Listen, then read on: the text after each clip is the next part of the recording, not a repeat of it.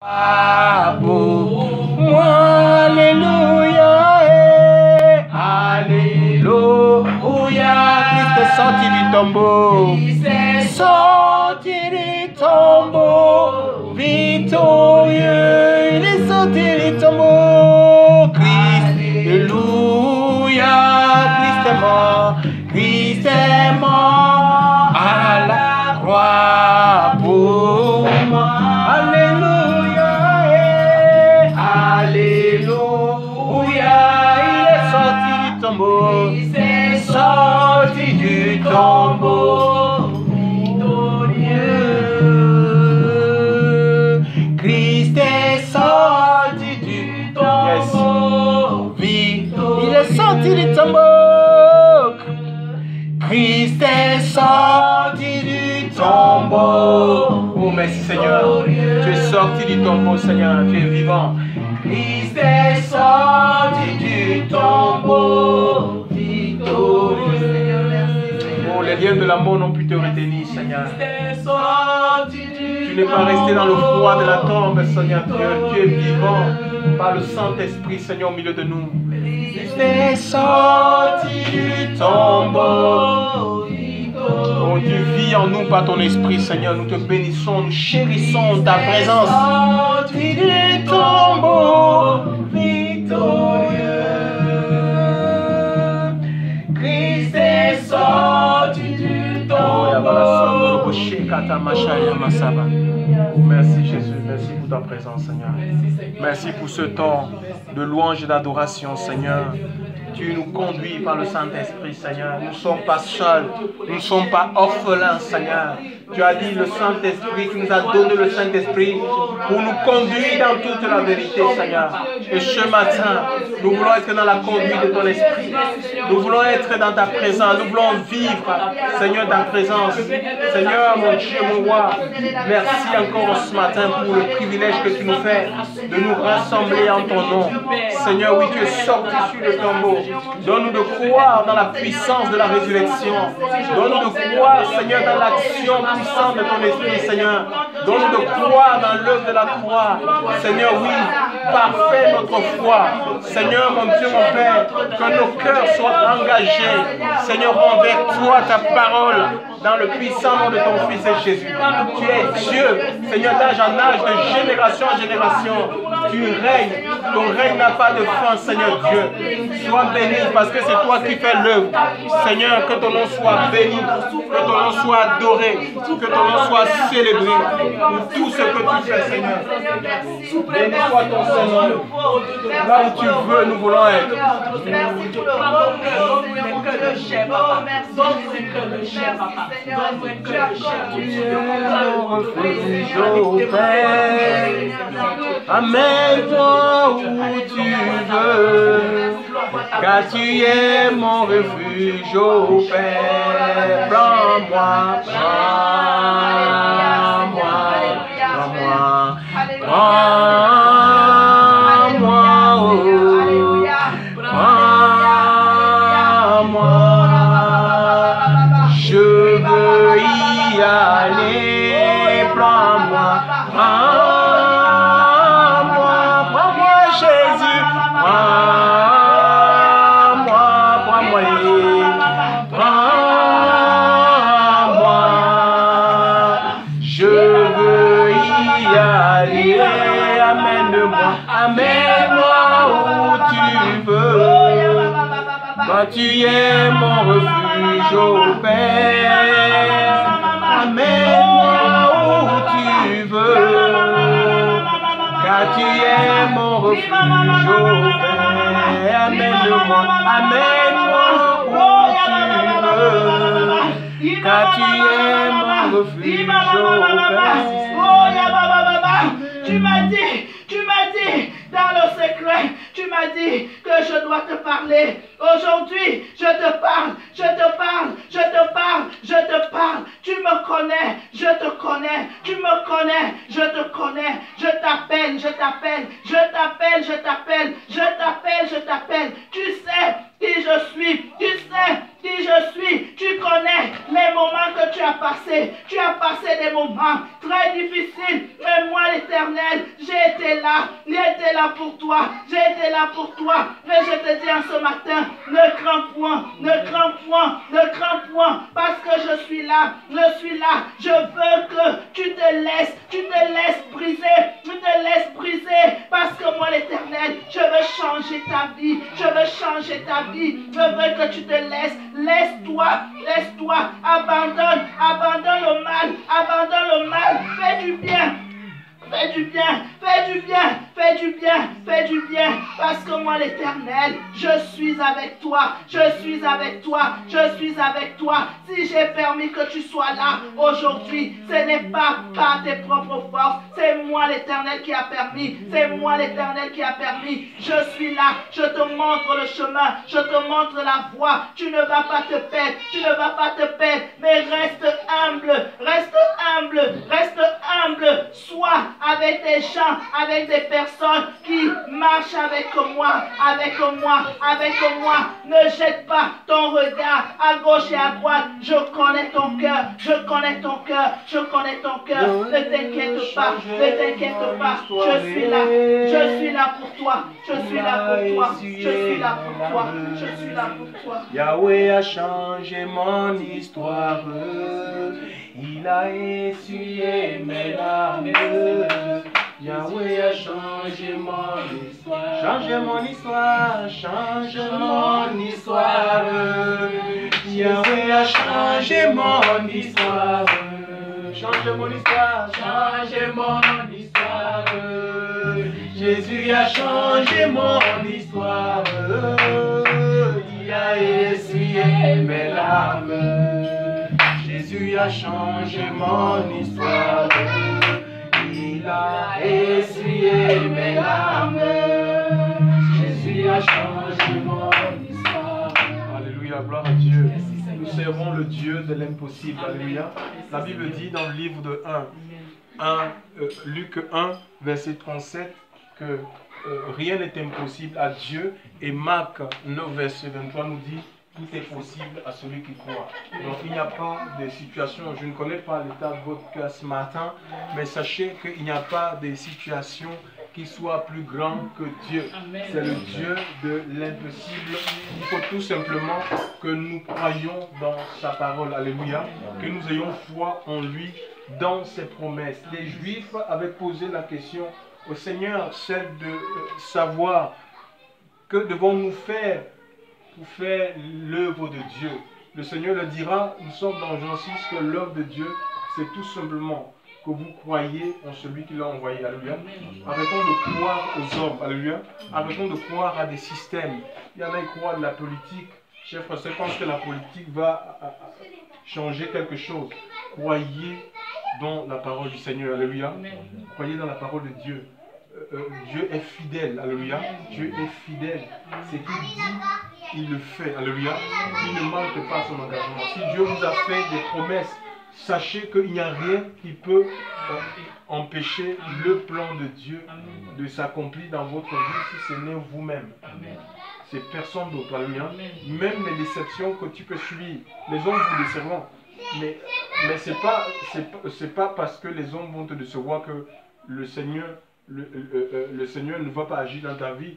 Mais si toi tu restes avec les blessures, tu traverses ces blessures, ou ces blessures font naître en toi le désir de vengeance. Mais c'est le désir de vengeance qui va empêcher le Seigneur d'agir. Tu dois pardonner, alléluia. Dieu nous a donné le chemin du pardon. Chers frères et sœurs, alléluia. On doit pardonner quel que soit ce que les hommes nous ont fait. Jésus, jusqu'à la mort, la mort de la croix, il a dit: Père, pardonne-les, car ils ne savent pas ce qu'ils font. Alléluia. Nous suivons le Seigneur et il peut arriver qu'on soit aveuglé à un moment donné ou séduit par le diable. Alléluia. Parce que si on est enfant de Dieu, on est appelé à faire les choses de Dieu, les œuvres du Seigneur. Alléluia. Pas d'accomplir les œuvres des ténèbres. Chers frères et sœurs dans le Seigneur, pas d'accomplir les œuvres des ténèbres. Alléluia. Mais les œuvres de Dieu. Alléluia. Donc, il faut pardonner les personnes, peut-être parce qu'ils n'ont pas compris. L'apôtre Paul dit à son fils Timothée, je crois, Timothée, ça doit être Timothée, bon, c'est dans le livre de Timothée, qu'il y a des personnes qui sont voilées par Satan.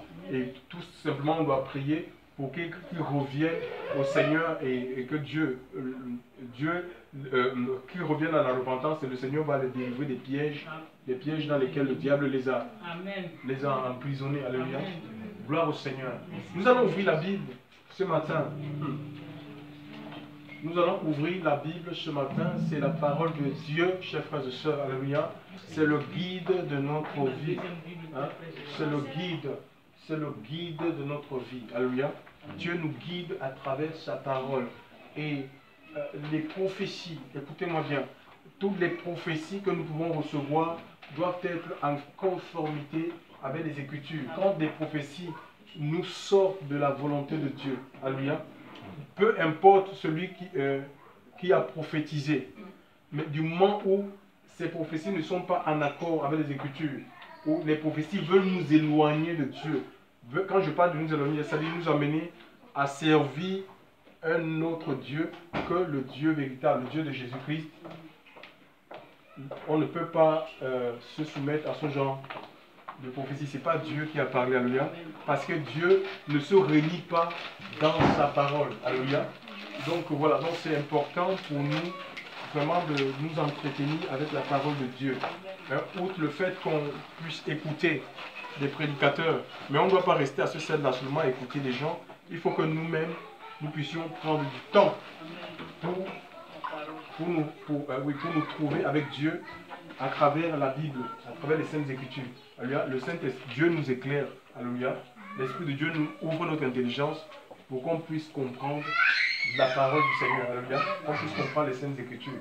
C'est le guide suprême de notre vie. C'est un code de vie. Alléluia. La Bible répond à tout. Toutes les questions auxquelles les hommes peuvent se poser. Donc, si quelqu'un peut lire, si quelqu'un peut... Pourquoi tu n'as pas de Bible? Non. Tu l'as laissé à la maison ou... Je suis nouveau venu, je n'ai pas encore. Ok, donc c'est... Oui, ok, gloire à Dieu. Donc, tu auras une Bible, Seigneur. Donc, nous allons ouvrir la Bible dans le livre de... 2 Rois 2, 2 Rois 2, 2 Rois 2,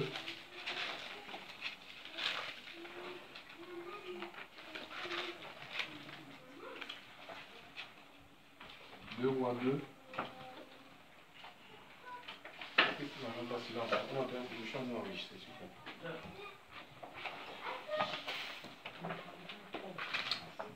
Deux Rois 2. Alors, il faut que je trouve ce 2 Rois 2. Dieu a essuyé mes larmes. Jésus a changé mon histoire. Alors, 2 Rois 2, versets 1 à 15, je vais lire très rapidement. Écoutez l'histoire. 2 Rois 2. 2 Rois 2. 2 Rois 2. Il faut aider. Oui, là, nous sommes 2 Rois. Ça, c'est 23. 2 Rois 2. Ça, c'est 1 Roi. 2 Rois 8. 2 Rois 5. 2 Rois 2.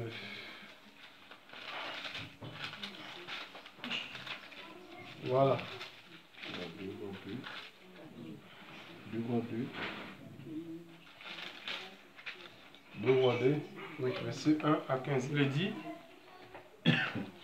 Donc il est dit ceci.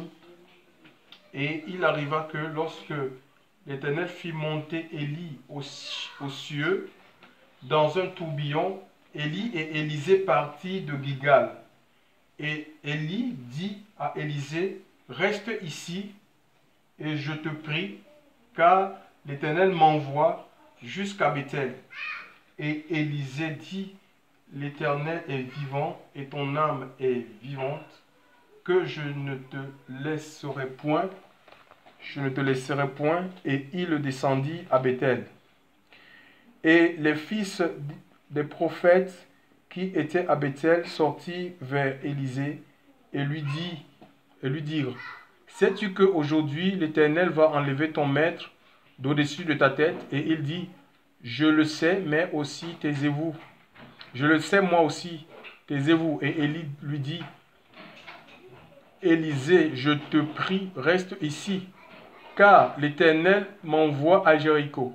Et il dit, l'Éternel est vivant et ton âme est vivante, que je ne te laisserai point.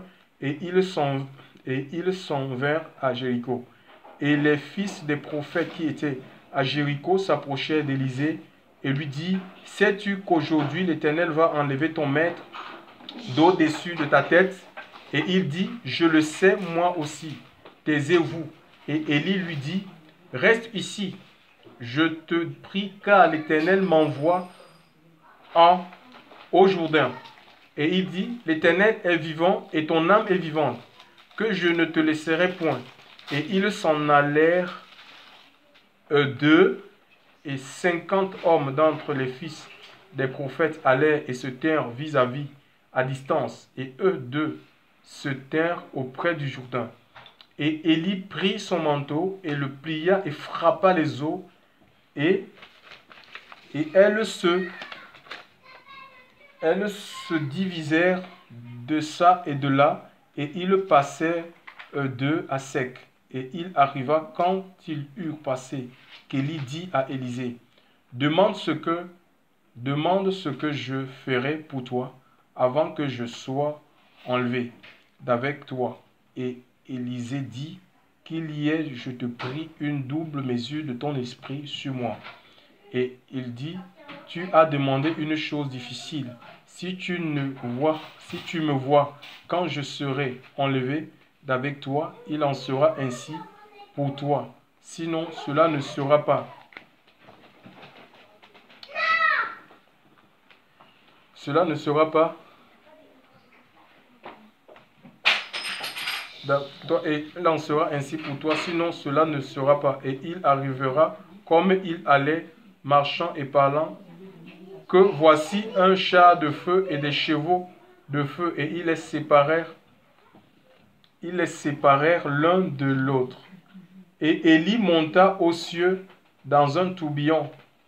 Et Élisée le vit et s'écria, mon père, char d'Israël et sa cavalerie. Et il ne le vit plus. Et il saisit ses vêtements et les déchira en deux pièces.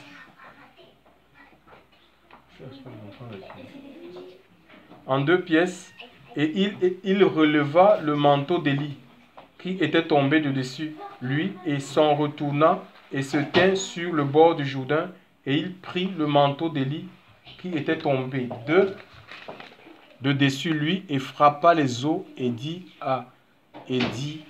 où est l'Éternel Dieu d'Élie? Lui aussi frappa les eaux, et elles se divisèrent de ça et de là. Et Élisée passa. Et les fils des prophètes qui étaient à Jéricho vis-à-vis le virent, et ils dirent, l'esprit d'Élie repose sur Élisée. Et ils allaient à la rencontre et se prosternèrent devant lui à terre, et lui dit, voici, voilà. Et ils se prosternèrent devant lui en terre. Gloire à Dieu. Donc voilà, et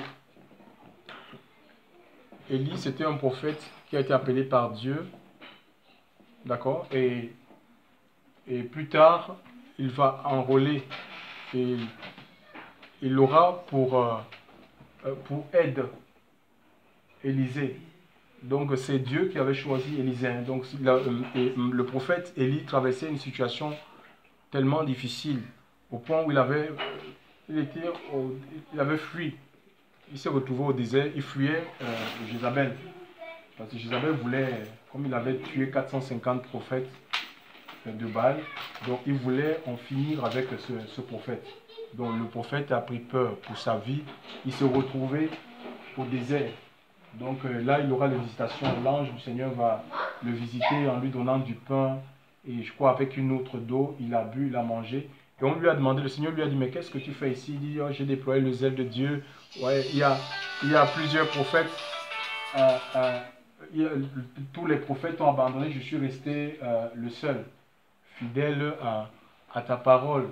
Donc le Seigneur va lui dire, ben, écoute, retourne sur ton chemin, en fait. Donc le chemin qu'il a abandonné, en fait. Donc il ne voulait plus suivre parce qu'il avait peur de mourir. Il avait peur de la confrontation. Donc, sûrement, il avait baissé les bras. Donc, le Seigneur lui a demandé de retourner sur son chemin. Alléluia. Et qu'il aille oindre pour lui, parce que Dieu, le Seigneur avait encore une mission à lui confier. Il avait des choses à faire avec lui. Alors que lui, il désirait mourir.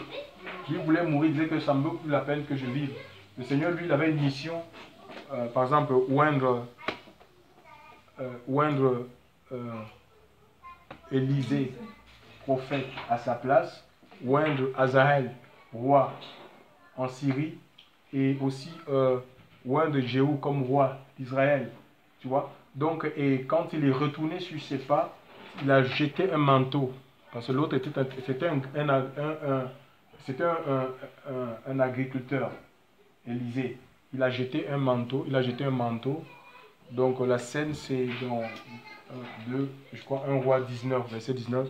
Élisée va jeter un manteau et l'autre va comprendre ce signe. Il va prendre ce manteau et il va abandonner ce qu'il était en train de faire. Bon, c'est vrai qu'il a organisé une fête, hein, donc il va tuer, il va tuer les bœufs et il va partager à toute la communauté et il va se mettre au service du prophète Élie. Donc il a jeté un manteau en fait, hein, et il a pris ce manteau. Bon, là on peut dire, là il est disciple en fait. Il s'est mis pour être disciple de Élie. Il s'est mis sous l'autorité du prophète Élie. Il avait un manteau, c'était le manteau de disciple. C'est comme par exemple quand tu rentres dans une école, l'école de policiers. Vous avez des policiers qui sont aguerris, donc des formateurs, des instructeurs, des mentors qui sont là, ils vont vous donner des tenues, hein, des nouveaux venus en fait. C'était comme un nouveau venu, on va lui donner, je vais vous amener à comprendre quelque chose. Il va lui donner un manteau en fait, hein, un manteau de disciple, alléluia. Et celui-ci se mettra à sa suite, parce que le disciple, c'est celui qui suit le maître, alléluia. Le disciple, c'est celui qui reçoit les enseignements des maîtres. Il est dépositeur d'un enseignement quand celui-ci n'est plus là. Ça veut dire qu'il est appelé à transmettre l'enseignement qu'il a reçu, à reproduire la vie du maître. Ça veut dire qu'on peut, quand le maître n'est plus là, il est comme le prolongement de la vie du maître. C'est comme tes enfants. Nos enfants sont notre prolongement en fait. Donc même si nous ne sommes plus là, nous existons à partir de nos enfants. C'est ça. Et le Seigneur va dire que tout disciple accompli, dans le livre de Luc chapitre 6, verset 45, sera comme le maître. C'est-à-dire qu'on est appelé, si on est accompli, ça veut dire qu'on est achevé. C'est des disciples qui sont achevés. Le disciple qui est achevé sa formation, mais le disciple qui laisse sa formation en cours, imaginez un peu, tu as envie de faire secrétariat, je ne sais pas, un métier, médecine, et tu ne vas pas au bout. Si on te dit que tu as envie de faire, je ne sais pas où, infirmier, on te dit que c'est 3 ans la formation. Si tu ne vas pas au bout de la 3e année, tu seras inachevé, inaccompli. Donc il va te montrer, tu auras des lacunes, tu vois. Et tu ne peux pas exercer en tant qu'infirmier parce que tu auras les lacunes, il y a des domaines dans lesquels tu ne pourras pas intervenir. Parce que tu n'es pas allé au bout de ta formation. Alléluia. Donc ça c'est important. Aujourd'hui, il y a des gens qui se lèvent vite. Ils ne veulent pas être sous autorité. Tu vois. Ça c'est important. Hein. Tu ne peux pas passer. Comment est-ce que tu vas donner les instructions? Comment tu vas être capable de donner les ordres si toi-même tu n'as pas reçu les ordres ou tu n'as pas appris comment rester avec quelqu'un pour voir comment est-ce qu'on donne les ordres. La transmission de savoir, ça passe par la formation. Alléluia. Dieu nous forme. Alléluia. Et à l'époque, les apôtres, les prophètes, ils vivaient en communauté, ils vivaient avec le maître. C'est pas aujourd'hui, tu as un pasteur qui a une assemblée, les fidèles ne savent pas où le pasteur vit. Ça, c'est pas le modèle biblique. Jésus, même au pied des montagnes, il dormait, il passait souvent les nuits, les veilles avec eux. Il allait partout avec eux. Donc, parce que même au-delà de l'enseignement qu'on peut donner, notre vie notre vie est un enseignement. Parce que quand les gens ils te voient vivre, alléluia, alléluia, mais donc ils vont prendre cet exemple. Tu vois, donc c'est ça, ils seront affectés, seront influencés par ta vie. C'est ça en fait. Nous on a fini de créer quoi? Des religions. On a fini de créer quoi? Des sectes. Alléluia. Et on a des religieux en fait quoi. On a des religieux au lieu de faire des disciples. Le Seigneur dit, allez faire de toutes les nations des disciples, pas des religieux. Pas des religieux, des disciples. Alléluia. Des gens qui sont appelés à vivre comme Christ, à être comme Christ. C'est ça un chrétien. Un chrétien, c'est quelqu'un qui est comme Christ, qui est dans la parole et dans la puissance de l'esprit. Pas seulement dans la parole. Parce que si tu as la parole, tu n'as pas l'esprit, il y a un déséquilibre. Tu dois être dans la parole de Dieu et dans la puissance du Saint-Esprit. Alléluia. Oui, nous avons lu la vie du prophète. Et c'est des gens, si vous avez suivi la lecture comme moi, que dans le verset 15, ce sont des gens qui ont reconnu, d'accord? Il y avait des gens qui étaient distants. Ils ont dit non. Les habitants du Jourdain, ceux qui habitaient le bord du Jourdain, quand ils ont vu le prophète, et quand ils ont vu Élisée, quand Élisée a pris le manteau, après avoir demandé la double portion de l'Esprit de Dieu, donc Élisée est parti dans le ciel sur un char de feu et le manteau est tombé. Quand il a pris ce manteau, donc en retournant, l'Écriture dit qu'il a roulé ce manteau, il a frappé le Jourdain. C'était la même, il a reproduit la même chose que Élie a fait quand ils ont traversé. Élie a traversé avec Élisée le Jourdain et Élie a pris son manteau, il a frappé sur le Jourdain. Le Jourdain s'est partagé en deux. Ils sont passés le Jourdain à sec. Et quand Élisée retournait, ayant reçu le manteau, Élisée n'a pas partagé le Jourdain avec le manteau qu'il avait reçu dans 2 Rois 19, verset 19, c'est-à-dire le manteau de disciple ou de suiveur. Hein? C'est quand il a pris le manteau de celui qui le menait, de son guide. Il a reproduit, parce qu'il était mature. Il a la même scène. Et c'est des gens qui ont reconnu que non, l'esprit qui habitait le prophète Élisée repose sur, qui habitait le prophète Élie repose sur Yes. Est-ce qu'on peut dire, avec certitude, quand on regarde l'Église, alléluia, aujourd'hui, que l'esprit qui a utilisé les apôtres de Jésus repose sur l'Église. On voit une Église qui est complètement en déliquescence, décomposée, pourrie, les injustices, le péché. Je dis que il n'y a pas de différence. Ces avortements, les mêmes choses qui se passent dans le monde, entre ceux qui ont des petites copines. Je dis que c'est terrible ça. C'est la même chose, ceux qui sont possédés, une église paganisée. Les gens, ils servent des dieux. Ils sont chez les marabouts, ils sont dans les assemblées. Vous vous rendez compte? C'est la confusion totale. Donc on ne voit pas la présence de Dieu. Chers frères et sœurs, le message, est-ce qu'on peut dire que le message que les apôtres ont prêché, c'est le même message aujourd'hui? Aujourd'hui on prêche, c'est l'homme de Dieu. On prêche les hommes de Dieu, les femmes du Seigneur. Oh, notre prophète, Dieu nous a donné notre prophète, Dieu nous a donné notre Moïse, Dieu nous a donné machin. C'est un grand homme de Dieu. On prêche les hommes, on amène les hommes à s'attacher, l'idolâtrie en fait, à s'attacher aux hommes au lieu de les amener à être attachés à Jésus-Christ. Voilà, mais comprenez, il y a eu un cheminement, il y a eu des étapes, et c'est ce que le Seigneur veut nous amener. Dieu veut nous amener dans l'accomplissement. À être comme nous sommes disciples de Jésus, nous ne sommes pas disciples d'Élie en fait. Hein? Tu vois? Donc Élie, ça veut dire Yahweh est mon Dieu, et Élisée, Elisha veut dire Dieu est mon secours, Dieu est mon sauveur. Donc Yahweh, ou l'Éternel est mon Dieu, le nom, la signification du nom de Dieu. Et l'Éternel est mon secours. Donc ça veut dire qu'Élisée était en train de suivre quelqu'un qui avait mis sa confiance, sa totale confiance en Dieu. Ça c'est la première des choses. Si tu vas suivre un hérétique, tu ne peux pas suivre un hérétique. Tu ne peux pas te mettre au service d'un hérétique. Tu attends quoi de Dieu, du Seigneur? Des gens qui enseignent des messages babyloniens, des messages qui n'ont rien à voir, qui ne parlent pas du ciel, qui ne préparent pas les âmes pour être enlevées. Alléluia. Mais qui veut amener les gens à s'attacher à la terre.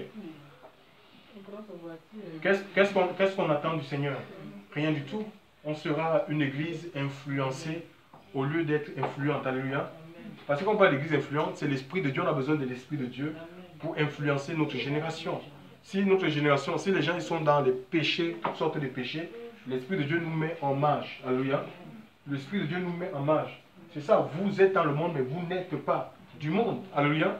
Ça, c'est l'Esprit de Dieu. On a besoin de la présence de Dieu pour influencer notre environnement. Alléluia. Pour influencer la société. Ça, c'est le Saint-Esprit. Alléluia. Et si on n'a pas l'Esprit du Seigneur, je vous assure, on peut appartenir à la plus belle dénomination. Il n'y a pas déjà de dénomination dans le ciel. Il n'y a pas d'église. Les noms, vous avez les noms des églises là. Ça n'existe pas au ciel. Le ciel reconnaît les enfants de Dieu. Alléluia, les enfants de Dieu. Le ciel reconnaît le corps des rachetés. Alléluia. Des gens qui ont lavé leur vie, leur robe, les ont plongés dans le sang de Jésus. La Bible dit dans Jean 1, verset 12, à tous ceux qui l'ont reçu, à ceux qui croient en son nom, il leur a donné le pouvoir de devenir pas catholique, pas protestant, pas évangélique, pas je ne sais quoi. Les baptistes, machin, tout ça, méthodistes. Non! À tous ceux qui l'ont reçu, à ceux qui croient en son nom, il leur a donné le pouvoir de devenir enfants de Dieu. Ah, tu connais le passage dans le vrai? C'est Jean 1,12. Hein? Enfant de Dieu. Alléluia. Si tu ne l'es pas, la possibilité t'est donnée ce matin, chers frères et sœurs, de devenir enfant de Dieu. On est enfant de Dieu. Pourquoi? Parce que Christ a donné sa vie. Alléluia. Donc il a donné sa vie, le sang a coulé, l'Esprit de Dieu est sur la terre pour convaincre les gens de péché, de jugement, quand le message de l'évangile est prêché. Alléluia. Donc on peut devenir enfant de Dieu, lesquels sont nés non de la volonté de l'homme, ni de la volonté de la chair, ni du sang, mais de Dieu seul. Alléluia. C'est une naissance selon l'Esprit. Alléluia. Et nous sommes changés. Quand on devient enfant de Dieu, on reçoit l'Esprit du Seigneur en nous. Alléluia. Et pour être conduit par Dieu. Alléluia. Pour être disciple de Jésus-Christ. Alléluia. Voilà. Donc ici, il y a beaucoup de noms qui ont été cités dans ce passage. Le passage dont nous venons de lire. Lorsque Élisée était avec Élie, avec Élisée, ils sont allés dans différents endroits. La Bible nous parle de Gilgal.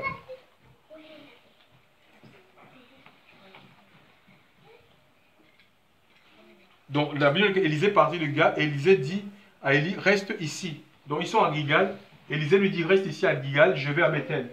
Donc comme il avait l'esprit qui habitait Élie, c'est le même esprit qui habitait Élisée, donc il était averti. Il savait, divinement il était averti que son maître serait enlevé. Il a dit non, je ne te laisserai pas. Donc on voit qui le suit. Alléluia. Il est à suite. Ils vont quitter Gilgal pour Bethel.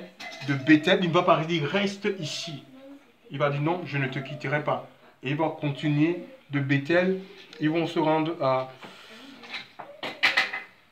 Reste ici, je te prie. Donc ils vont se rendre à Bethel. Et de Bethel, ils vont se rendre au Jourdain. Voilà, donc de Bethel, ils vont se rendre à Jéricho. Oui, de Bethel, ils vont se rendre à Jéricho. Et de Jéricho, ils vont se rendre au Jourdain.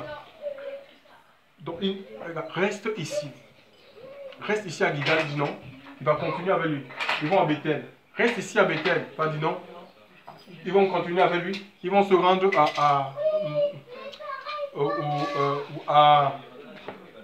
à Jéricho. Reste ici à Jéricho. Non, ils vont continuer, ils vont se rendre jusqu'au Jourdain. Donc on voit, c'est quelqu'un qui ne s'arrête pas. Tu vois, il ne se laisse pas arrêter. Même quand le maître te dit, reste ici. Il, à la suite, il continue. Alléluia.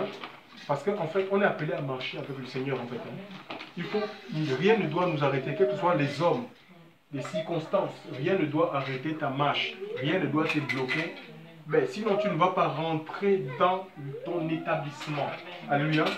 On doit marcher, quelles que soient les circonstances, quels que soient les événements, aussi heureux ou douloureux soient-ils. Alléluia. Je parle ici des événements, oui, parce que c'est pas seulement, même la bénédiction du Seigneur peut arrêter notre marche. Hein. Mais j'ai tout. Est-ce que j'aime encore besoin de parler? J'ai besoin de suivre Dieu. Hein? Ouais, il y a des gens qui réfléchissent, qui raisonnent comme ça. Alléluia. Mais quand le malheur va s'abattre sur toi, ben, tu seras complètement démuni. Et pourtant, même quand tu es bien, Hein? Quand Dieu te met au large, il faut que tu continues à le suivre, à mener une vie de prière, une vie de jeûne, une vie d'adoration, à continuer à te fortifier, à fortifier ton esprit parce que ben voilà, la vie reste incertaine. Il y a des situations qui peuvent tomber et si tu n'es pas outillé, si tu n'as pas la force pour pouvoir réagir, mais tu peux être complètement, oui, tu es démuni, alléluia. Ta foi va défaillir. Donc il faut continuer, même quand nous avons la visitation du Seigneur, nous sommes bénis par Dieu, il faut que nous continuions à méditer la parole de Dieu, à adorer le Seigneur, parce qu'on lui appartient, alléluia. Et l'engagement que nous avons pris, c'est pour aller au ciel, hein. C'est pas pour rester sur la terre, alléluia. C'est jusqu'à ce que le Seigneur va venir, alléluia, si nous ne sommes pas encore partis de ce monde. Donc les noms là, Gilgal, Bethel, Jéricho, Jourdain, ce n'est pas des noms qui sont mis là de manière hasardeuse, où ils sont allés dans les endroits là comme ça parce qu'il fallait faire le tour.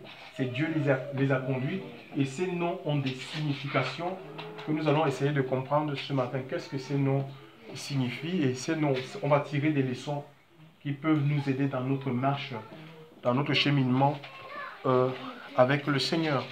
Donc nous commençons par Gilgal. Gilgal, c'était un lieu qui se trouvait dans les plaines de Jéricho. Donc ils ont traversé, quand ils ont traversé le Jourdain, ils se sont retrouvés dans cet endroit-là. Alléluia, c'était proche de les plaines de Jéricho. Et il y a une génération qui n'avait pas connu, qui n'ont pas connu l'Égypte. Ils sont nés au désert. Donc ils ont marché pendant 40 ans. Mais je vous avais déjà expliqué, dans Nombre 33, c'est pas qu'Israël a marché 40 ans jour pour jour. On voit bien qu'ils stationnaient. Tu vois, ils arrivaient qu'ils stationnent et que la nuit, parce que leur marche était dépendante de la nuit. Ils arrivaient que la nuit, quand la nuit s'arrêtait, ils étaient obligés de s'arrêter parce que personne, que ce soit Moïse, Hur, Aaron, Josué, personne ne connaissait la direction de la terre promise. Donc la direction leur était montrée par la nuée, la nuée qui était au ciel en fait. Donc quand la nuée avançait, et c'est comme ça qu'ils avançaient, quand la nuée s'arrêtait, et la nuée, cette nuée s'est transformée en colonne de feu. Donc ils étaient obligés de s'arrêter. Si la nuée faisait dans un endroit 2 ans, 3 ans, ils restaient là. S'il n'y a pas d'aventurisme, alléluia, on n'est pas des aventuriers, alléluia.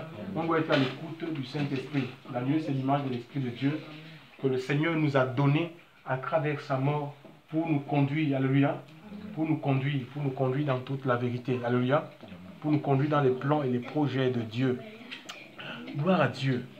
Donc, oui, Gilgal, ils sont restés à Gilgal, et là, qu'est-ce qui s'est passé? Comme je disais, il y a une génération qui est née dans le désert. Alors, cette génération-là n'était pas circoncis. D'accord? On n'avait pas. La circoncision, ça consistait. C'était quoi? C'était une épreuve en fait. Ça consistait. Dieu va demander à Josué, parce que le peuple était déjà sous la conduite de Josué. Moïse était parti, était mort. Il a demandé de faire des couteaux de pierre. Donc, ça consistait à couper le prépuce chez les hommes, chez les mâles. Donc tous les mâles qui étaient nés au désert, ils n'étaient pas circoncis en fait. Comme ceux qui sont sortis de l'Égypte. Tu vois? Et il fallait couper ce gland-là. C'est la peau qui couvre la verge de l'homme en fait. Hein. Donc, et cette partie-là, ça garde la saleté. Tu vois? Il y a une saleté. Ça couvre et c'est sale en fait. Donc, maintenant, vous allez trouver dans certaines religions, par exemple, Dieu, la circoncision, il avait reçu de Abraham. Dieu avait donné ça à Abraham. Abraham, je crois, à 99 ans, il s'est circoncis. 99 ans. Il a connu cette épreuve avec son... Donc, c'était le signe de l'alliance, le signe de l'appartenance à Dieu. Alléluia. Et dans le judaïsme, c'est un rite qui est d'actualité, même les musulmans aussi le pratiquent. Bon, il y a certains cultes animistes qui le font, alléluia, pour par exemple, il y a dans certaines traditions, on dit on te le fait pour te dire maintenant que tu es un homme. Tu es devenu un homme. Donc, et ici, donc en fait, donc, ils vont être circoncis. Et je vous dis, c'est une épreuve, c'est dans la chair. C'est douloureux. Je vous le dis pour l'avoir. J'ai fait cette question pour l'avoir connu en fait. Et on est vraiment affaibli. On a même du mal à se déplacer. Hein? Il faut être guéri en fait. Il faut être guéri pour pouvoir. Tu ne peux pas faire, tu ne peux pas travailler en fait. Tu ne peux rien faire. Vraiment, ça fait mal, c'est douloureux. Et vous savez, il y a une histoire qui s'est passée dans les Écritures avec les habitants, les fils de Jacob, avec les habitants de Shechem. Donc, il y a un prince de Shechem qui avait le fils d'Amor qui avait violé Dina. Dina, c'était la sœur de Joseph, Lévite, Siméon et autres. Oui, c'était la fille, c'est la seule fille qu'a eu Jacob. Jacob avait une fille. Hein. Il a eu 13 enfants, 12 garçons et une fille. Elle s'appelait Dina. Elle a été violée par un Shechémite dans la Bible. Ça, c'est dans la Bible. Et les gens là, les Shechémites ont dit, bon voilà, pour réparer ça, ils ont dit, ils veulent le roi. Amon a voulu prendre pour que son fils puisse épouser la fille qu'il aimait, qu'il affectionnait et tout. Donc, et ces gens-là, ils ont fait un plan, ils ont dit, bon, on ne peut pas, comme c'était interdit que les Juifs s'allient par mariage avec des étrangers, c'est valable aujourd'hui. Mais les chrétiens, aujourd'hui on a des chrétiens, mais parce qu'ils n'ont pas l'esprit de Dieu, ils se mettent avec des inconvertis. Hein. Pour eux, ça ne les dérange pas. Deux personnes ne peuvent pas marcher ensemble s'ils ne sont pas d'accord. Si toi, tu te maries avec quelqu'un qui est dans l'idolâtrie, dans la sorcellerie, un franc-maçon, il va finir par influencer ta vie, tu vois. Tu vas te retourner la veste facilement. À lui, il faut prier Dieu. Je ne dis pas que Dieu ne peut pas te donner un inconverti qui plus tard se convertira. Mais il faut que tu pries le Seigneur pour que Dieu soit dans la chose, pour que Dieu soit dans l'affaire. Maintenant, s'il y a des gens qui ont des maris inconvertis, qui ont connu le Seigneur avec des maris inconvertis, ils doivent rester dans ce mariage-là. Donc, c'est ce que l'Écriture nous dit. Alléluia. Tu restes dans l'état, alléluia, où tu es. Mais si c'est non officiel, tu as la possibilité de faire de cette union. Alléluia. Voilà. Par exemple, quand je fais le concubinage, et tu vas parler à ton homme, si tu consens à rester avec la personne et qu'il est d'accord, oui, mais s'il ne veut pas, ben, vous vous séparez. Dans ce cas, vous n'êtes pas liés. Alléluia.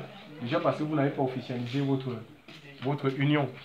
Donc, et les Siméon et Lévi ont tué tous les habitants parce que, en fait, quand ils ont accepté le deal, le contrat de ce circoncis, en fait.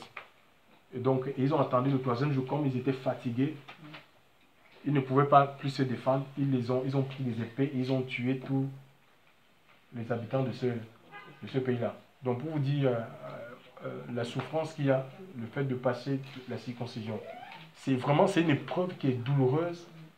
Mais, et Dieu avait donné ça à son peuple, dont seuls les Juifs avaient ils avaient ce rite en fait, et c'était dans leur chair. C'était le signe de l'appartenance à Dieu. Maintenant, la circoncision, aujourd'hui on ne va pas retourner parce que nous sommes dans une autre dispensation. Nous sommes dans la dispensation de la grâce. La Bible nous dit ceci. Alléluia. La Bible nous dit, pour être une nouvelle création, ce n'est pas évident. Hein. Et oui, le Seigneur dit, Dieu veut changer.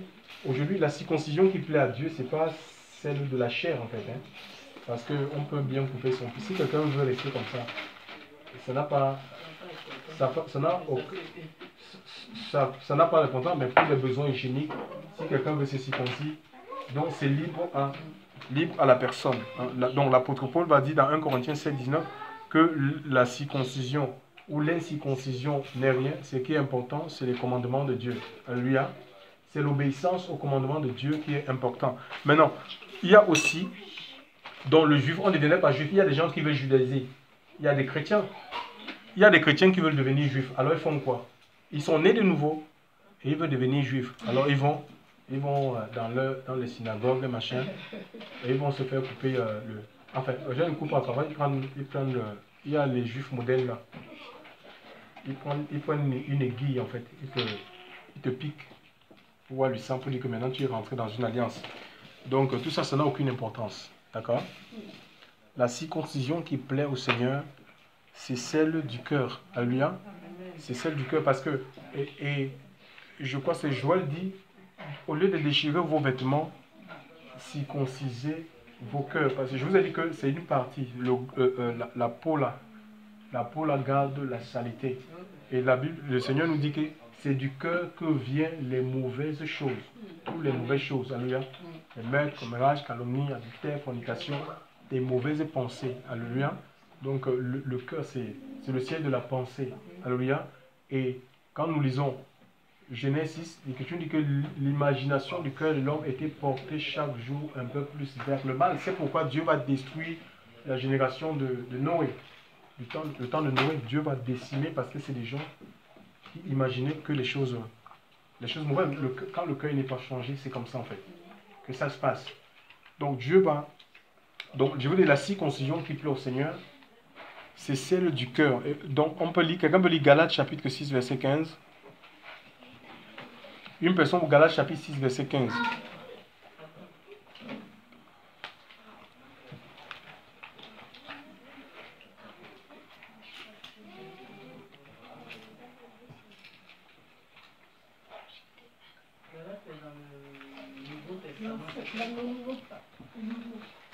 Galates, c'est le Nouveau Testament. C'est les épîtres. Hein.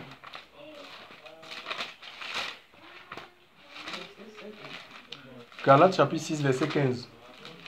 Qu'est-ce qu'il dit?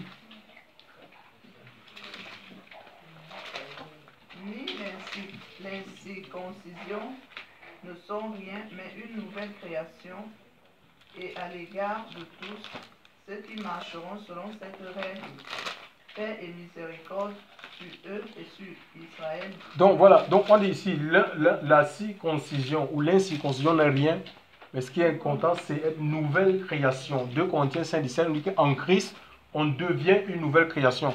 Il dit en Jésus-Christ, l'incirconcision ou la circoncision n'est rien, c'est-à-dire celle de la chair, mais ce qui est important, c'est une nouvelle création. Alléluia. En Christ. Alléluia. Donc on n'est pas dans la religion ici. On ne suit pas les traditions humaines.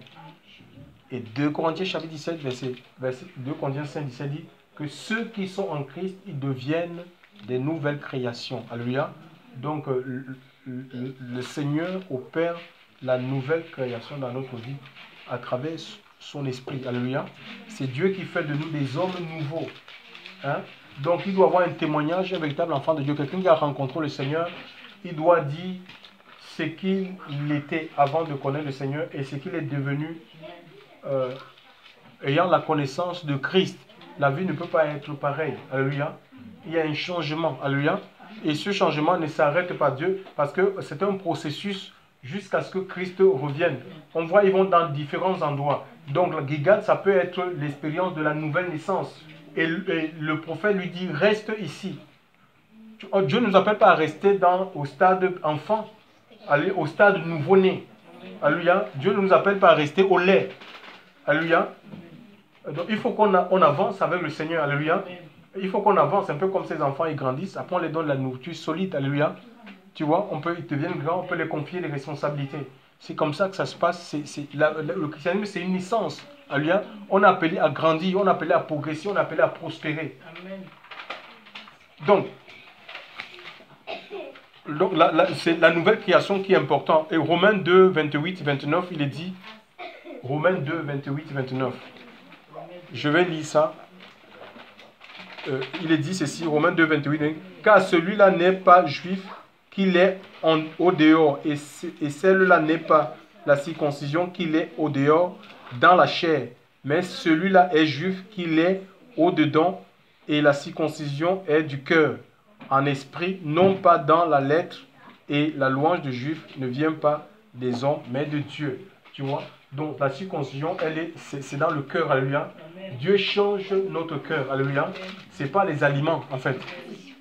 C'est pas les aliments, c'est pas les choses extérieures. Si on observe des choses extérieures en pensant qu'on est enfant de Dieu, oh moi je mange pas porc, moi je touche pas ceci. Non, chef frère, où j'observe tel jour. Ça n'a rien à voir, alléluia. C'est Dieu qui change notre cœur, alléluia. Et on doit se laisser changer par Dieu. Nous sommes là. Il dit, tu restes ici à Gilgal. Gilgal, ça peut représenter l'expérience de la nouvelle naissance, hein, où on est né de nouveau, on est à la vie nouvelle. Mais ce n'est pas là que Dieu nous veut. Nous devons avancer, nous devons progresser, nous devons continuer à suivre le Seigneur. Et là, ils vont à Bethel. Oui, Gilgal, la nouvelle naissance doit nous conduire dans la présence de Dieu. Bethel, ça veut dire la maison de Dieu. Cet endroit-là, on l'appelle qui alors qu'il se rendait à Charan, Jacob se rendait à Charan, et c'est là où il va voir, il aura cette vision. Il aura la vision. Hein. Il aura la vision. Donc Genèse 28, verset 10-19. À Charan, il aura la vision, il va voir une échelle. Il va dormir sur une pierre, il a utilisé une pierre comme un chevet. Il va voir l'échelle de Dieu, les anges qui montaient, descendaient. Donc il va dire, donc Dieu est dans cet endroit. Cet endroit-là s'appelait d'abord Luz, et il va renommer cet endroit. D'accord? Dieu change notre nom. Alléluia. Il va renommer ce nom, il va appeler cet endroit Bethel. Alléluia. Et bâtissant un hôtel. Alléluia. Donc c'est un peu ça en fait. Bethel, maison de Dieu. La présence, c'est un endroit où il y a la présence du Seigneur. Et Dieu veut faire de nous. Dieu fait de nous des habitations de Dieu en esprit. Alléluia. N'allez pas chercher Bethel ailleurs. Il y a des bâtiments d'église qui sont comme Bethel. Tu vas aller là-bas, c'est le diable qui règne dans cet endroit. D'accord? Donc, c'est ta vie, en fait. Ta vie doit être remplie de la présence. Ta vie doit être la maison de Dieu. Une habitation de Dieu en esprit à cause de ton union de vie, tout simplement, avec Christ. Et ils vont aller plus loin, chers frères et sœurs dans le Seigneur. Ils vont arriver au Jourdain. Alléluia. Ou disons, je vais parler du Jourdain à la fin, Jéricho. Jéricho, c'est la ville des palmiers, oui, c'était la ville des palmiers, en fait, hein. Ville de lune aussi. Ville de palmier, ville de lune. Donc, et c'est l'endroit où, dans Josué 6, 1, 4, c'était une ville qui était barricadée, fermée. Il y avait une grande muraille. La muraille, c'est la résistance. Donc, c'était une ville complètement imprenable. Et Dieu va leur donner des stratégies pour que la muraille soit détruite. D'accord? Donc, et Dieu va leur donner une stratégie. Pour que la muraille soit détruite, il fallait qu'il marche pendant 6 jours et siffler des trompettes. Et après le 7e jour, il fallait qu'il marche 7 fois autour de la muraille. Et en sifflant les trompettes, on voit que la muraille s'est ébranlée. Il n'avait pas les armes. Les armes de notre guerre sont spirituelles. Alléluia. Nous ne combattons pas avec les armes complètement charnelles. Et c'est Dieu qui nous donne les armes, chers frères et sœurs, pour combattre. Alléluia. Notre ennemi, l'ennemi n'est pas physique, il est spirituel. Et on a besoin des armes spirituelles. Nous avons aussi donc le Jourdain. Le Jourdain, ça veut dire celui qui descend en fait. Le Jourdain qui descend, ça veut dire qui descend. Alléluia. Il y a une scène dans la Bible, c'est Naaman, le général assyrien, qui s'est rendu vers Élisée parce qu'il était lépreux. Il n'a pas vu le prophète. Le prophète lui a dit, il lui a dit quoi? On peut lire, j'aimerais qu'on lise un peu ce passage. Naaman le Syrien.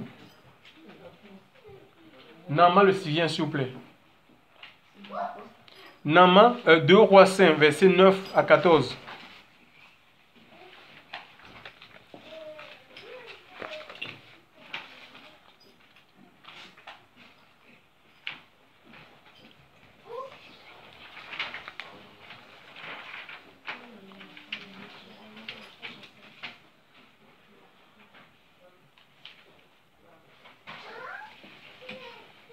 Deux Rois 7, 2 Rois 5, c'est bon?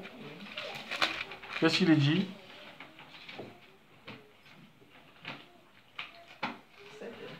Deux Rois 5, verset 9 à 14.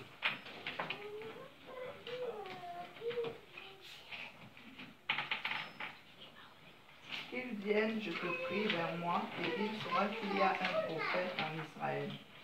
Et Naaman vint avec ses chevaux et avec son char et se tient à l'entrée de la maison d'Élisée. Et Élisée envoya vers lui un messager disant, va et lave-toi 7 fois dans le Jourdain, et ta chair redeviendra saine et tu seras pur. Et Naaman se mit en colère et s'en alla et dit, voici, je me disais, il sortira sans doute et se tiendra là et invoquera le nom de l'Éternel, son Dieu. Et il promènera sa main sur la place malade et délivrera le lépreux.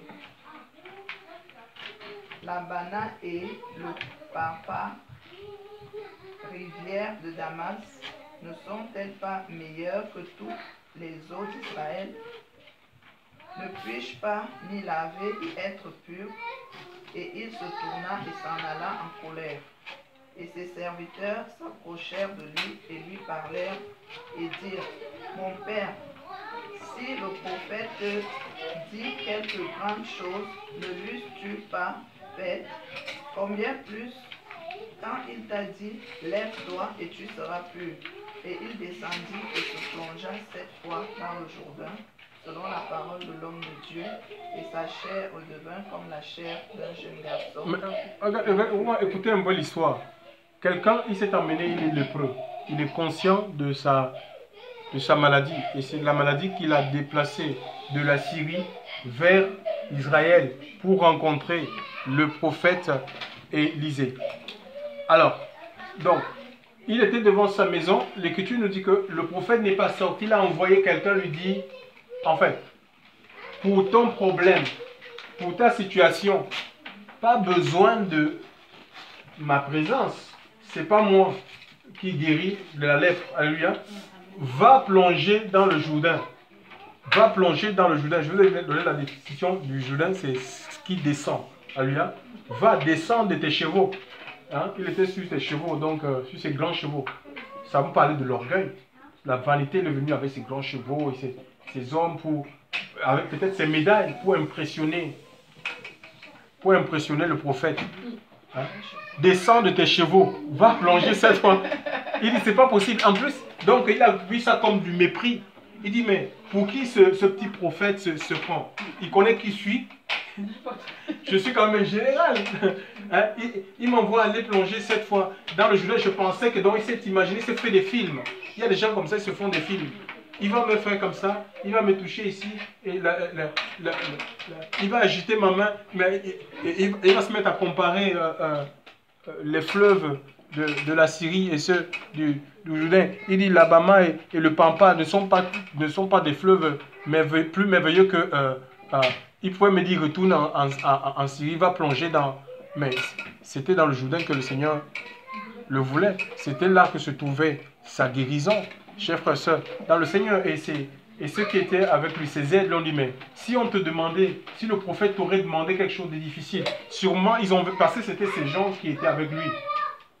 Sûrement, c'est des gens qui fréquentaient, je ne sais pas, des sorciers, des voyants, et ils voyaient comment parfois, vous savez ce que ces sorciers-là, ils demandent aux gens, va te laver, va te baigner dans la tombe à minuit. J'ai une vidéo hier où il y a un monsieur qui s'est fait frapper. Il voulait l'argent. Je t'ai envoyé cette vidéo. Hein? Tu vas avoir l'argent. Tu vas avoir l'argent. Tu vois, on est prêt à souffrir le martyre par des marabouts, par des voyants. Mais les choses qui sont simples, Dieu nous demande tout simplement d'obéir à sa parole. Alléluia. Obéir à sa parole pour avoir la solution à notre problème. On trouve ça compliqué, on trouve ça difficile parce que ça engage notre vie en fait. Tu vois, ça engage notre vie, on ne veut pas. Donc, on veut des solutions faciles. Eh bien, viens. Oui, il y a les manifestations dans ma maison. Oui, voilà, on peut donner 1000 euros. Allez, fais la prière pour que les démons ils partent. Et on continue, on vit notre vie. On veut des choses comme ça. Alléluia. Mais ça ne se passe pas comme ça avec le Seigneur. Alléluia. Donc, descends. C'est ça, ça nous parle de l'humilité. Alléluia. Il faut qu'on s'abaisse devant Dieu.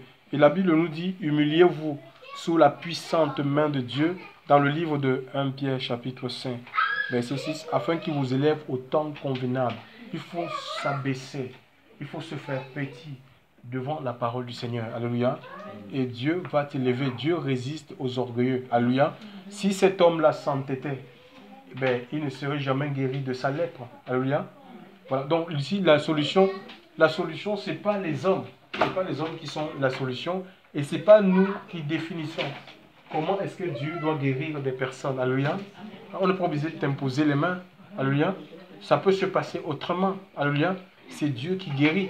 Il n'y a pas une technique qui tient en ce qui concerne la réception de la bénédiction, la délivrance, la restauration, alléluia, c'est Dieu qui opère, il opère comme il veut, alléluia.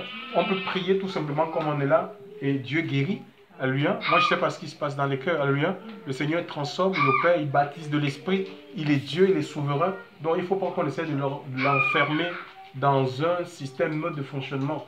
Sinon ça serait tomber dans la religion, dans les traditions humaines, alléluia. Et Dieu n'y est pas, on ne peut pas maîtriser Dieu, on ne peut pas le contrôler. Laissons le Seigneur nous contrôler l'œuvre de Dieu, alléluia. La conduit comme il veut. Donc voilà, soumettez-vous, la Bible nous demande de nous soumettre à Dieu aussi. Donc on peut lire Jacques 4, verset 10, s'il vous plaît.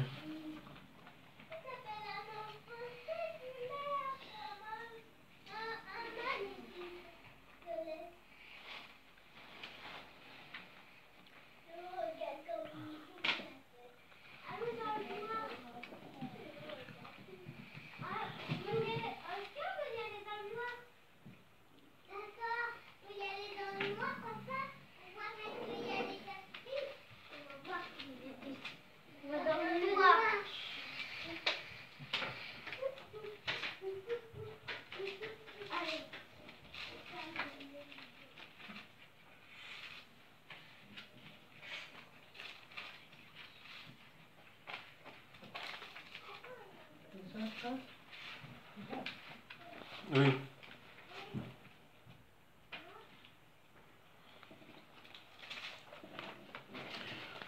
Jacques 4, verset 10, s'il vous plaît. C'est bon? Humiliez-vous devant le Seigneur et il vous élèvera. Ne parlez pas l'un contre... C'est bon. Humiliez-vous devant le Seigneur, abaissez-vous devant le Seigneur, faites-vous petit devant le Seigneur, laissez-vous enseigner par le Seigneur, laissez le Seigneur vous guider, laissez le Seigneur vous révéler ses plans. Et c'est ainsi que Dieu va vous élever, il va vous amener plus loin. Alléluia. Donc maintenant je reviens. Donc déjà nous allons à la fin de notre message. Comment écouter? Donc je reviens à 2 Rois 2, le verset 12 dit ceci. Et Élisée le vit et s'écria, mon père, char d'Israël et sa cavalerie. Et il ne le vit plus. Et il saisit ses vêtements et les déchira en 2 pièces. Et il releva le manteau d'Élie qui était tombé de dessus lui et s'en retourna et s'étint sur le bord du Jourdain. Donc, on voit ici Élie. Donc, quand Élie est monté dans un char de feu, emporté dans un tourbillon, le manteau, parce qu'il avait demandé une double portion. Alléluia. Et il lui a dit que cela ne peut pas se faire tant que je suis en vie. Double portion, ça veut dire c'est le double souffle prophétique. Il voulait travailler, il disait, en fait, donne-moi quelque chose qui me permet d'aller au-delà de tes limites. Tu vois, non? De faire plus que ce que tu as fait avec le Seigneur. C'est ce qu'il voulait. Il voulait être utilisé plus que le prophète et qu'il n'aimerait pas. C'est le rêve de tout parent de voir ses enfants aller plus loin que ce qu'ils ont fait dans les réalisations. Alléluia. Un vrai père, alléluia, veut amener ses enfants que ses enfants aillent plus loin. Alléluia. Peu importe les domaines. Alléluia. Donc ici, il va dire, voilà. Écoutez, le prophète, il va déchirer. Maintenant, puisqu'il a reçu un manteau, il reçoit le manteau. C'est ce qu'il avait demandé. Et je vous ai dit que ce manteau qu'il reçoit est différent de celui qu'il avait reçu dans 1 Roi 19. D'accord? 1 Roi 19, verset 19. Il avait jeté un manteau. Le manteau de disciple, le manteau de suiveur, le manteau d'élève, d'étudiant. D'accord? Le manteau d'étudiant. Et c'est comme ça que ça se passe avec nous. Hein. Mais ça se passe, c'est dans le domaine spirituel. Alléluia. Donc voilà. Et là, il va déchirer ce manteau, le manteau de suiveur qu'il avait. Pourquoi? Pour arborer le manteau de meneur, de guide. Puisque Élisée n'était plus là, donc c'est lui qui le remplaçait. Élie n'était plus là, donc il fallait qu'il remplace Élie maintenant dans sa fonction de prophète. Il devenait un prophète confirmé. Alléluia. Donc voilà. Et imaginez un peu, il fallait qu'il déchire. Comment il va porter, il ne peut pas porter 2 manteaux doubles. C'est comme vous allez travailler, je ne sais pas, vous êtes appelé dans une administration Par exemple, vous étiez sous-directeur, on vous nomme directeur. Vous n'allez pas travailler en tant que directeur dans votre bureau de sous-directeur. Vous allez déménager. Alléluia. C'est pareil, imaginez pour qu'on soit enrôlé dans l'armée. Si on est enrôlé dans l'armée, le service militaire va nous donner des vêtements. Ce n'est pas avec ces vêtements-ci, mes habits civils. Je vais les enlever sur moi pour abhorrer les vêtements de l'armée. D'accord? Mais voilà, maintenant, ici, voilà, nous on a un problème ici. Nous on a nos vêtements du monde, on a nos vêtements du péché, et en même temps on veut le revêtement spirituel. Mais ça ne marche pas comme ça en fait.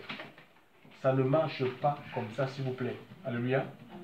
Non, on doit se déshabiller en fait. On doit laisser les habits. Ésaïe 4. On va essayer de comprendre ça. Ésaïe 4.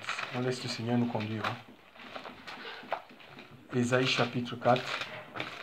Écoutez ce que Ésaïe chapitre 4 dit. Le Seigneur. Ésaïe.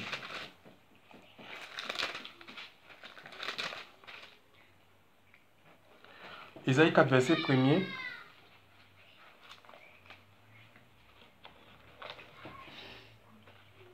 Et 7 femmes saisiront, vous êtes avec moi? Oui. Et 7 femmes saisiront un seul homme en ce jour-là, disant, nous mangerons notre propre pain et nous nous vêtirons de nos propres vêtements, seulement que nous soyons appelés de ton nom. Hein? Nous mangerons notre...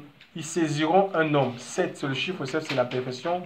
Les femmes, c'est un peu l'église. Nous sommes l'épouse de Christ. On dit, nous voulons porter le nom de Jésus. Nous voulons être appelés chrétiens, enfants de Dieu. Mais sauf que nous voulons nous vêtir nous-mêmes de nos propres vêtements. Le vêtement, ça parle de la justice. Notre propre justice à nous. Le pain. L'homme ne vivra pas de pain seulement, mais de la parole qui sort de la bouche de Dieu. Donc on veut vivre selon nos propres conceptions, nos propres logiques. Et voilà. Mais, Seigneur, nous voulons porter ton nom. Et surtout, enlève notre opprobre, la honte. Enlève notre honte. Ce qui fait notre honte. Ça peut être le chômage ou le célibat. Il y a plein de choses. Hein? Donc, je n'évolue pas dans ma carrière. Enlève-moi ça. Résous mes problèmes. Hein? Je reste, je vis. Mais quel est cet homme qui va accepter ça en fait? Tu vois? C'est ça, c'est le problème de l'Église aujourd'hui. C'est pourquoi l'Église est sans puissance. L'Église, elle est sans force. Tu vois un peu? Donc, si on veut la puissance de Dieu, on doit accepter aussi de nous dévêtir des habits du monde, chers frères et sœurs. On doit laisser ces choses pour nous revêtir de Christ. Alléluia. On doit se revêtir du Seigneur. Il dit, donc, Élisée, pour être un conducteur, pour passer le statut de disciple à celui de disciple accompli. Quand on est accompli, on devient conducteur, alléluia. Conducteur, guide dans la foi, alléluia. Il fallait qu'il déchire ses vêtements, ses vieux vêtements, pour abhorrer, pour se revêtir le manteau de son maître, Élie, alléluia. Et ici, c'est l'Esprit de Dieu en fait. C'est l'Esprit du Seigneur. Et on voit, quand il a fait cela, il est parti, le même manteau, le manteau qu'il avait porté, le manteau de Élie, il a roulé ce manteau, il a frappé le Jourdain. Le Jourdain s'est partagé en deux. Alléluia. Parce qu'il était revêtu, on peut dire, de son maître. On est revêtu de Christ. Et le Seigneur dit que si celui qui croit en lui, il fera les mêmes œuvres qu'il a fait et il en fera de plus grandes. Pourquoi? Parce qu'il s'en va au Père. Il est allé au Père et il nous a donné, il a envoyé le revêtement de l'Esprit de Dieu. Alléluia. Ce n'est pas un homme, c'est le revêtement du Saint-Esprit que l'Église a besoin aujourd'hui. Alléluia. Pour accomplir les œuvres de Dieu, pour rentrer dans les œuvres, parce que tout est fait d'avance, mes amis. Tout est fait d'avance pour rentrer dans les œuvres qui sont préparées. Alléluia. D'avance pour que nous puissions les pratiquer. C'est pas une école théologique qui va faire de vous un homme, une femme puissante du Seigneur. Alléluia. C'est pas une dénomination, c'est pas une organisation. C'est le Seigneur. Il faut suivre Christ. Alléluia. Et ça, c'est un exemple que nous avons donné. Élisée qui suivait Élie. Et nous voyons qu'à la fin, il a vécu, il est rentré dans son service et il a fait plus de miracles qu'en a fait le prophète Élie, que tu même dis qu'à sa mort, on l'a jeté dans sa tombe, on a jeté un homme, quelqu'un qu'on a enterré dans la tombe du prophète. Il est mort des centaines d'années. Des centaines d'années plus tard, il y a une guerre et il y a quelqu'un qu'on a jeté dans la tombe. Tu vois, avec précipitation parce qu'il y avait une troupe de Moabites qui voulait envahir le territoire. Et cet homme-là, ce mort-là, quand il est rentré au contact des os du prophète, la Bible nous dit que ce mort est ressuscité, il est revenu à la vie. Alléluia. Le mort est ressuscité. Donc, c'était le dernier miracle. Lui-même, il ne l'a pas vu. Et ses os ont opéré un miracle. Alléluia. Donc, peut-être parfois on peut se sous-estimer. Imaginez si Dieu arrive à donner la vie à travers un os desséché. Mais à combien plus fort n'utilisera-t-il pas des hommes et des femmes que nous sommes faits à son image, selon sa ressemblance, peu importe nos lacunes. On est des humains, on a des lacunes, donc il ne faut pas se sous-estimer. Il dit, je ne connais pas, je suis nouveau, je ne peux pas, Dieu ne peut rien. Non, alléluia, des instruments entre les mains de Dieu, mais il faut le manteau, il faut le déchirer. C'est quel manteau que nous portons? Si c'est le manteau du mensonge, le manteau du vol, de la prostitution, il y a plusieurs manteaux comme ça, de la mendicité, de la corruption. Il y avait un mendiant dans Marc 10, 46, il a jeté son manteau. Quand il a entendu parler de Jésus, il a dit, allez viens, c'est Bartimée. Il a jeté son manteau de la mendicité pour suivre le Seigneur. Alléluia. Nous avons besoin, on n'a pas besoin d'un autre manteau, chers frères et sœurs. Tu n'as pas besoin d'un manteau d'une dénomination quelconque. Hein. Il y en a, ils ont des manteaux physiques. On te dit, voilà, on va te mettre le manteau, on te dit, voilà, on te confirme, tu es pasteur. Mais tu es pasteur sans puissance. Le Seigneur, il connaît ses apôtres à lui. Hein. Parfois, ils n'ont l'air de rien. C'est des simples hommes parfois que vous voyez dans la rue comme ça. Mais ils ont une relation qui est forte, qui est puissante, qui est active. Ils sont dans l'esprit de Dieu. Alléluia. Et Dieu cherche des gens qui sont dans l'esprit. Ceux qui accepteront d'être dans l'esprit de Dieu, le Seigneur se servira d'eux dans la puissance de son esprit. Que le nom du Seigneur soit béni. Nous allons prier le Seigneur. Vraiment, nous avons besoin qu'il nous visite, qu'il nous fasse du bien. Alléluia. Et le Saint-Esprit, c'est le bien précieux. C'est tout ce qu'on peut recevoir. C'est le bien qu'on peut recevoir du ciel. C'est pas autre chose. Alléluia.